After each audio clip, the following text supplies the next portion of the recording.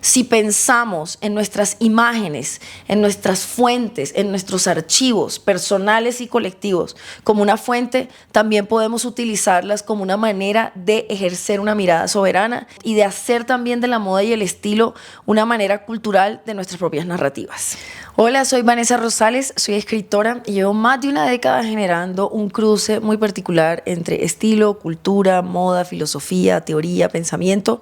Y esta videocolumna para Gazing, que significa mirar intensamente, tiene que ver con el estilo y la moda como archivo de la cultura. Hace poco, la marca francesa Jacquemus sacó una campaña donde utilizó el álbum familiar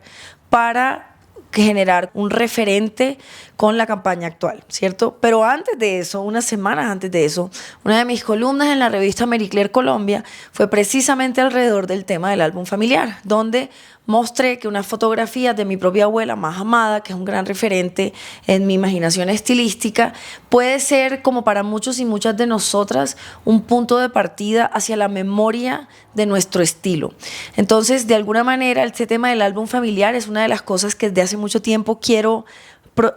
publicar aquí en Gazing, que quiero compartir porque es un tema que vengo pensando desde hace muchos años. Por un lado, de alguna manera, este concepto del archivo. Nuestro armario es una biografía, nuestro armario es un archivo. El archivo también está conectado como a las jerarquías de poder, que entra dentro de lo que es una fuente fidedigna o legítima para la moda. En esa columna para Marie Claire, donde describo la relación que tengo con estas fotografías del álbum familiar, me maravilla mucho el tema del tiempo, de cómo estas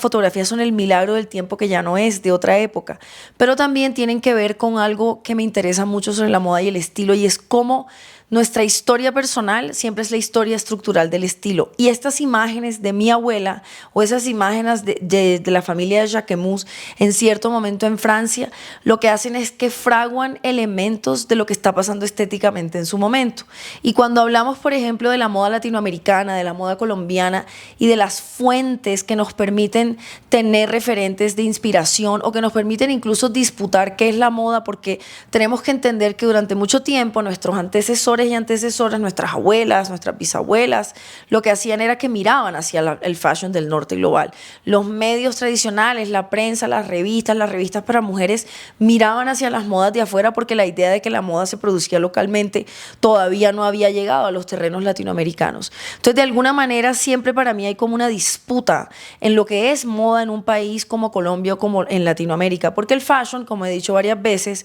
es esta narrativa que está conectada a la modernidad del norte global, a una industria que también se ha caracterizado por un capitalismo donde el bien de consumo ha sido como la manera de materializar el bien de consumo, y de alguna forma fashion también habla de una geopolítica, de que supuestamente la moda venía de Francia, venía de Europa, venía de Estados Unidos, y durante mucho tiempo, hasta no hace mucho, esto era así para muchos y muchas de nosotras. La idea de una moda propia es un fenómeno que ha crecido también a la luz de lo que describí en una columna anterior, con las tecnologías digitales y con la democratización de la moda como imagen digital y de la descentralización de cuáles son esos epicentros que producen moda. Entonces, de alguna forma, para mí el término moda nos lleva a estas hibridaciones y a la manera en que lo latinoamericano ha conversado, ha hibridado y ha tramitado y construido lo que es moda. Entonces, por ejemplo, está la idea del álbum familiar. En su libro Aspiraciones y Nostalgias, el escritor y pensador Eduard Salazar utiliza el álbum familiar de su propio abuelo para indagar en la fotografía de Nereo López y entender, por ejemplo, cuáles eran las construcciones vestimentarias de la clase media bogotana en los 50, por ejemplo.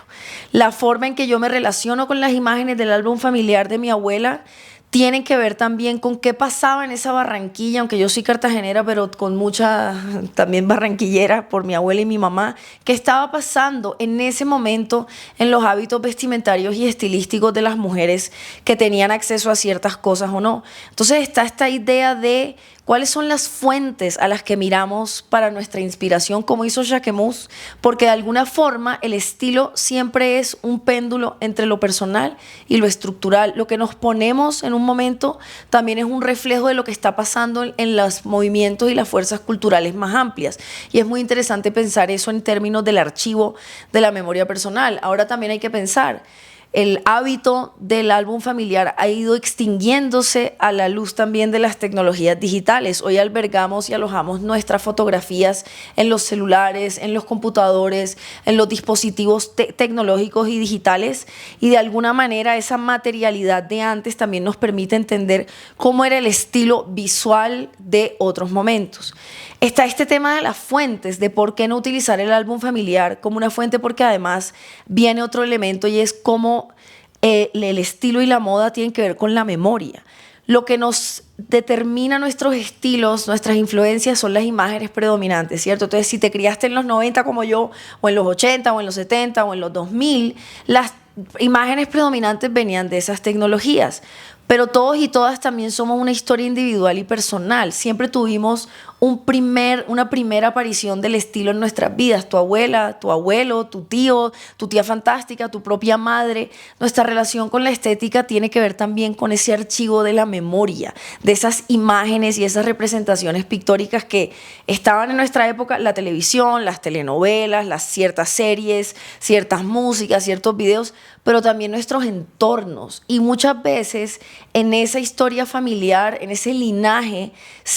también se encuentran algunos códigos narrativos de nuestra propia relación con la estética. Por eso también creo que el armario personal es una fuente importante para entender, por ejemplo, cómo se ha dado el proceso de estilo en países como Colombia, pero también es una relación nuestra. Nosotros también somos un archivo. Nosotros también, nuestro armario es una biografía. Siempre me remito al trabajo de Sophie Woodward cuando la leí hace muchísimos años, cuando ella decía que en sus etnografías de armarios de mujeres vestidas, ella iba y lo que hacía era entender no solamente la relación que tenían estas mujeres con el acto privado de la vestimenta, que es este acto que sucede en una habitación, que sucede siempre bajo una mirada que no es neutral. ¿Para qué nos vestimos? ¿Cuál es la contingencia? ¿Cómo queremos sentirnos? Toda esa alquimia psíquica, psicológica que sucede en el mundo privado, finalmente para que se convierta en un acto público, que es ser un cuerpo vestido en el mundo. Pero eso tampoco nunca es neutral. Y lo que decía Sophie Woodward de manera muy hermosa es que se daba cuenta de que había piezas en el armario para estas mujeres que a veces representaban mujeres que habían sido y que ya no eran, que de pronto contenían pedazos de sí mismas que querían volver a ser o que de pronto no querían volver a ser, pero todo esto para pensar en cómo el estilo, la moda es memoria cultural, es un archivo cultural. Y por eso también hay una invitación en esta columna a que de pronto también abramos un poco el espectro de nuestros referentes, no solamente el álbum familiar, sino la fotografía de ciertos momentos, no sé, en México, en Perú, en Colombia, la fotografía callejera, que por ejemplo también era una bella modalidad que había un fotógrafo o fotógrafa que andaba por la calle, tomaba una foto y se la vendía a la gente porque todavía no había tanto acceso a las cámaras. Pero en últimas, esto también es como una mirada hacia cómo una imagen, una foto de nuestra abuela o de nuestro abuelo nos conecta con otra época y con su estilo, con nuestra historia, y cómo ese archivo es individual, pero también es colectivo. Y ahí viene una vez más el tema de cómo todo esto es material, porque nos vestimos para inhibir nuestra desnudez, nos vestimos para expresar cosas en nuestros trabajos, nos vestimos para ciertas ocasiones, nos vestimos para negociar con nuestros entornos, pero toda la riqueza simbólica que implica esto. Entonces es muy interesante ver cómo Jacquemus lo hizo, y a veces pasa en Colombia y Latinoamérica que se celebra mucho lo que se hace en el norte global, pero falta todavía una mirada más propia, y de eso se trata también todo esto, y es quién mira y para quién, porque cuando el norte global mira, o la mirada blanca mira a ciertos sujetos y los representa de cierta forma, los espectaculariza, los exotiza, les quita su agencia y su historia. Si pensamos en nuestras imágenes, en nuestras fuentes, en nuestros archivos personales y colectivos como una fuente, también podemos utilizarlas como una manera de ejercer una mirada soberana y de hacer también de la moda y el estilo una manera cultural de nuestras propias narrativas. Este tema de conectar la moda y el estilo con el archivo tiene muchos otros matices. Por ejemplo, el hecho de que de un tiempo para acá se volvió muy de moda, se volvió una moda el archival dressing, el vestir del archivo. Lo vimos, por ejemplo, mucho en Zendaya, con Laura Roach, su estilista, como esta recuperación y rescate de vestidos o de insumos vestimentarios de otras épocas, pero lo vemos también, por ejemplo, cuando entra Alessandro Michele a Valentino, que aunque se le reclamó mucho que eso no era Valentino, realmente hay un trabajo de archivo para precisamente generar nuevas alquimias. Ahora, en Latinoamérica la idea del archivo y de la memoria también está atravesado por los fantasmas coloniales, por la esclavización, por las jerarquías de clase. Por eso es tan interesante también cuando vamos a los álbumes familiares para encontrar también como las propias narrativas de lo que era el estilo en cierta dinámica de clase social. Eso me recuerda siempre al trabajo del gran académico cartagenero Ricardo Chica Celis y a su libro Ser pobre es cuestión de estilo, que es un libro que él escribe sobre Cartagena y sobre el barrio Getsemaní. Para quienes no sepan, el barrio Getsemaní, hoy en día muy gentrificado y muy turístico, tuvo durante muchos años 3 grandes teatros de cine, el Calamarí, el Bucanero y el Cartagena. Eso hacía que las personas de ese barrio fueran a cine varias veces al día o fueran a cine con cierta frecuencia. Una vez más, las imágenes que llegaban en ese momento eran mucho más limitadas. Se podía ir a ver la película que estaba disponible, no había manera de salirse de eso. Pero lo que terminaba pasando y lo que describe Chica Celis en ese libro es que muchas de estas personas iban a ver las películas y para parecerse a las imágenes, que tienen mucho que ver también con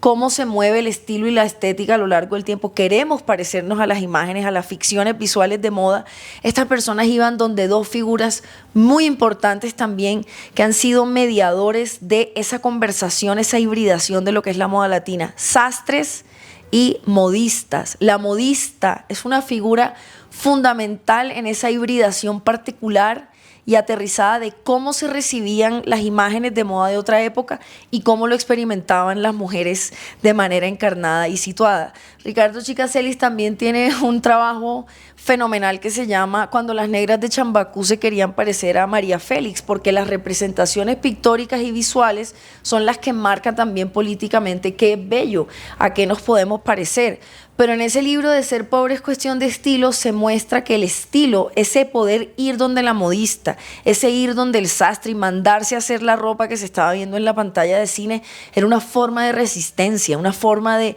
sublevación de clase social en una ciudad tremendamente racista y tremendamente clasista, con una élite y una burguesía que se autoproclamó como la única poseedora del esplendor estético. Entonces, cuando miramos el archivo, cuando miramos la memoria, cuando miramos nuestras fuentes, obviamente en Latinoamérica entramos en estos terrenos también, en cómo ciertas clases sociales habitaban la estética, cómo había una dignificación de pronto a través de ciertos elementos, por qué los abuelos utilizaban ciertos trajes, por qué se concebía, por ejemplo, vestirse de determinada manera para ciertas festividades. Pero en últimas, esta relación que tiene el estilo y la moda con el archivo es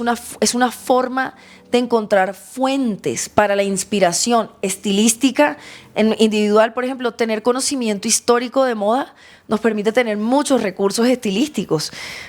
Yo lo hago, por ejemplo, como que puedes prestar recursos del estilismo de los años 70 si conoces, por ejemplo, qué fue el futurismo de Courrèges, o puedes de pronto prestar elementos del minimalismo glamuroso de Halston en los 70, o puedes de pronto incluso mirar un poco más hacia otro tipo de diseñadores, como por ejemplo Toby Seton en Barranquilla. Pero en últimas, la memoria y el archivo son otras formas de enriquecer las fuentes para nuestros procesos de diseño, de estilismo, de producción visual, y además es una forma de entender la hibridez y la exuberancia de nuestras propias narrativas que están siempre en construcción.